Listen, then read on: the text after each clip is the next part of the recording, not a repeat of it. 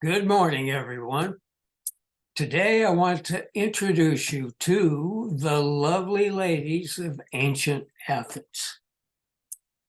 Now, it seems that even respectable women of the ruling urban elite did not enjoy much social freedom back in their day, not nearly as much as women in modern Western societies do.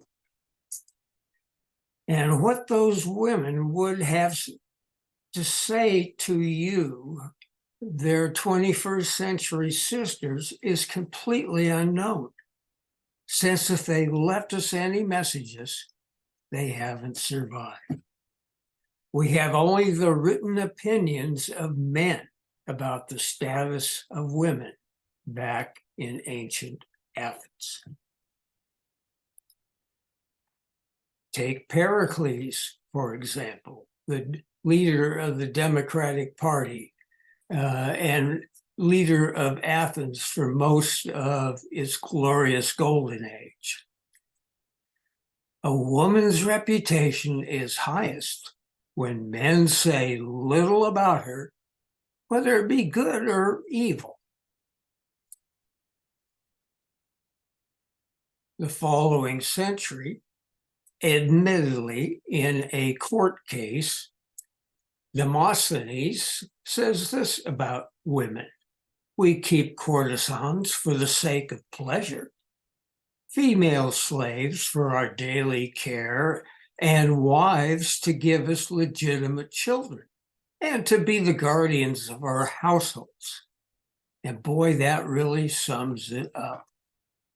Let me demonstrate.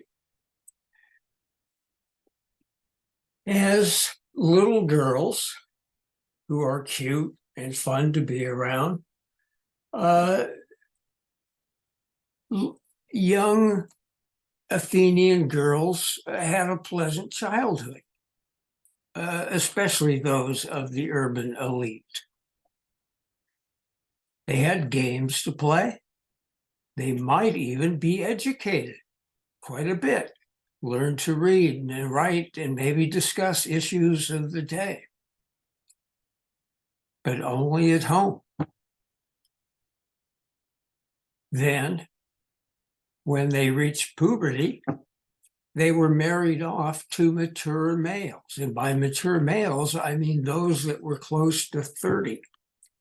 I guess the idea was that if they married young women, those young women would have plenty of time to give birth to a lot of children, because that was the primary duty of an Athenian wife. Now, an Athenian wife was always under the control and authority of her male Kyrios, her lord.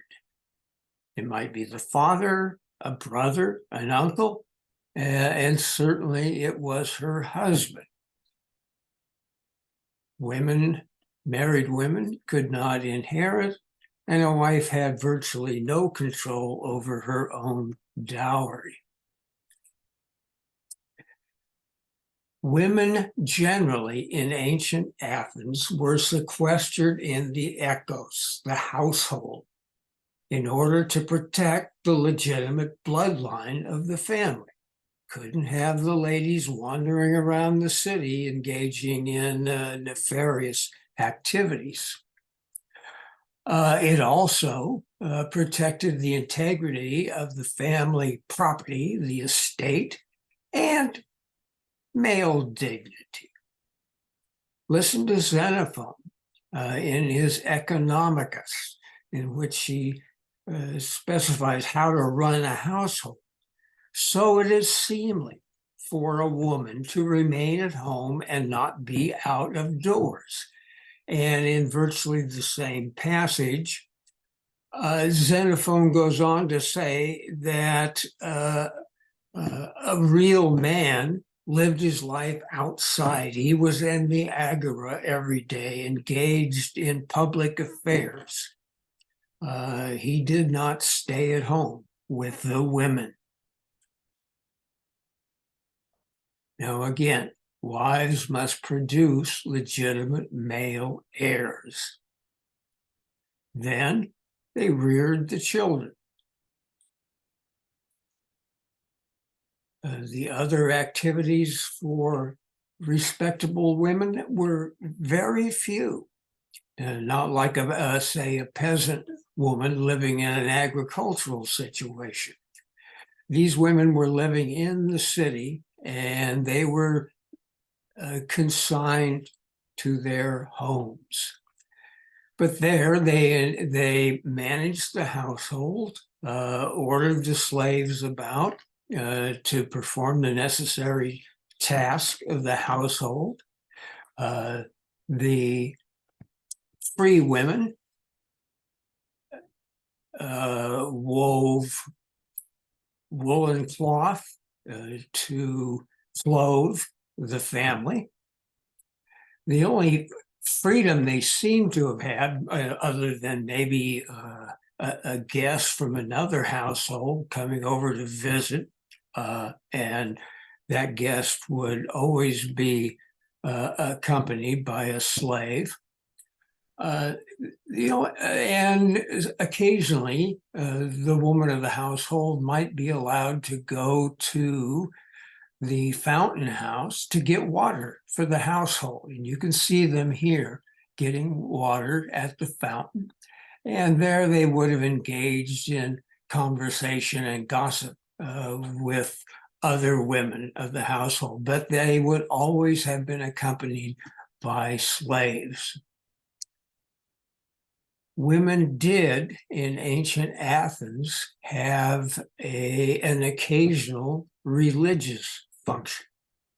So that was one other area in which they had a public use, if you will. And of course, at the end, women were expected to mourn their husbands along with all the other women and some of the men, the slaves of the household. Now you wonder, did Athenian men value their wives and their women relatives at all?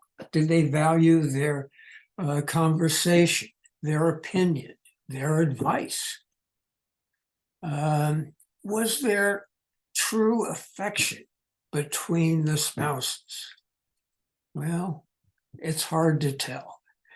Judging from some of the tombstones that have survived, especially at the Kerameikos Cemetery, it seems that there was affection between the spouses. But in the end, this may be propaganda just for public show. Now, when I was in graduate school in the 60s, my mentors, all men, ignored the role of women in ancient Greek society completely. I don't recall ever hearing women mentioned in an historical context. It was the acts of men only that were historically interesting. Now, I've been teaching for a few years when in 1975, Sarah Pomeroy published Goddesses, Whores, Wives, and Slaves, Women in Classical Antiquity. As I remember it, it was like a grenade being tossed into the middle of a meeting of classical scholars. Immediate tenured classicists tended to reject her claim that women had a legitimate seat at the table of ancient Greek history. As far as they were concerned, ancient women had no historical significance whatsoever. But the next generation of young graduate students. Among them, it was different. They opened up to what was in this book and what it portended for the future, because Pomeroy's book actually initiated feminist history, feminist approach to ancient history. Herstory, it was called for a while. The whole field of gender studies, which is a hot ticket right now, along with other new areas of study that have developed in the 21st century, like a study of the ancient environment and its impact on historical events. Social history, that is the daily life of people, not just the major political and military events, but how did people live? What were their lives like? And even in the last couple of decades, the whole idea of how can multiculturalism and diversity be applied to ancient history?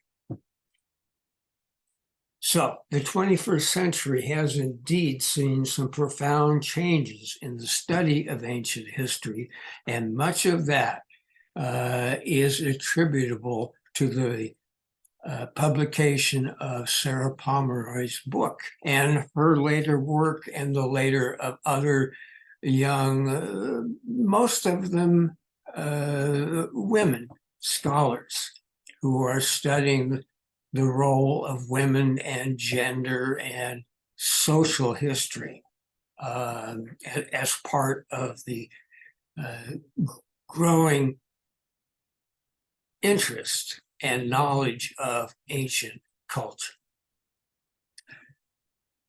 Thank you for watching today.